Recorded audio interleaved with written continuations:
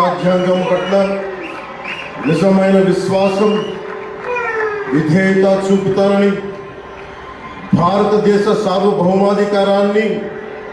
సమగ్రతని కాపాడుతానని ఆంధ్రప్రదేశ్ రాష్ట్ర మంత్రిగా నా కర్తవ్యాలను శ్రద్ధతో అంతఃకరణ శుద్ధితో నిర్వహిస్తానని,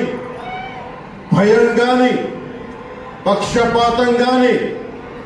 రాగద్వేషాలు కానీ లేకుండా రాజ్యాంగాన్ని శాసనాలని అనుసరించి ప్రజలందరికీ న్యాయం చేకూరుస్తానని దైవ సాక్షిగా ప్రమాణం చేస్తున్నాను. కొణిదెల పవన్ కళ్యాణ్ అనే నేను